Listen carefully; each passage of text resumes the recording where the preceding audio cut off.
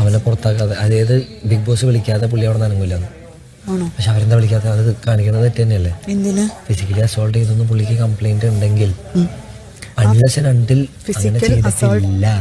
Big boss വിളിക്കാൻ സാധ്യതയില്ല. ഉണ്ടായിരുന്നെങ്കിൽ ബിഗ് ബോസ് അപ്പൊ തന്നെ വിളിച്ചേനെ. ബിഗ് ബോസ് വിളിക്കില്ലെങ്കിൽ അതിന്റെ അർത്ഥം അത് പുള്ളിയല്ലേ സമ്മതിക്കാത്തത്. കണ്ടവരാരെങ്കിലും ഉണ്ടോ?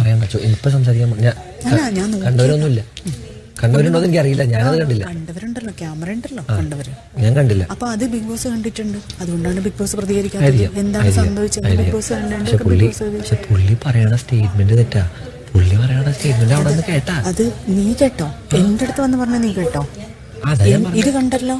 ഞാൻ പറഞ്ഞ ജിൻഡു, ഇതിവിടെ പറയേണ്ട വിഷയമല്ല, നമ്മുടെ അടുത്തല്ല. പുള്ളി പറഞ്ഞെന്താന്ന് വെച്ചാൽ നിങ്ങൾക്ക് ഇത് കുഴപ്പമില്ലെങ്കിൽ നാളെ ഞാനിത് നിങ്ങൾക്ക് തരുന്ന പുള്ളി പറഞ്ഞേ. അപ്പോഴും കുഴപ്പമുണ്ടാവരുതെന്ന് പറഞ്ഞു.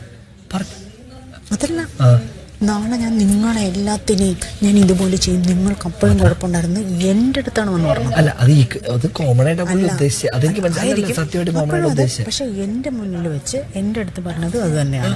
നിങ്ങളെയൊക്കെ ചെയ്യുമ്പോഴും നിങ്ങൾക്ക് കുഴപ്പമുണ്ടാവുക. പുള്ളിയുടെ പവർ എന്ന് പറയുന്നത് റോ പവറാ. ഞാൻ അറിഞ്ഞതാ. ഞാനൊരു കാര്യം പറയാം. പുള്ളി എങ്ങാനും ചേച്ചിനും ചെയ്യില്ല, പെൺപിള്ളേർ എന്തായാലും ചെയ്യില്ല, പേടിക്കണ്ട.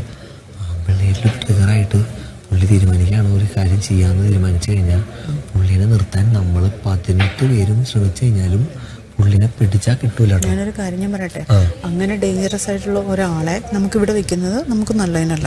ബിഗ് ബോസ് എന്തായാലും പുള്ളി നോമിനേഷനിൽ വന്നിട്ടുണ്ട്. ഇത് പുള്ളി കളിച്ചത് പുള്ളിയുടെ മണ്ടത്തരത്താണ്. ഇത് പുള്ളി ചെയ്തതിന് തെളിവില്ലെങ്കിൽ പുള്ളി ക്ലീൻ ഔട്ടാണ്. അല്ല, പുള്ളിനെ ഇപ്പൊ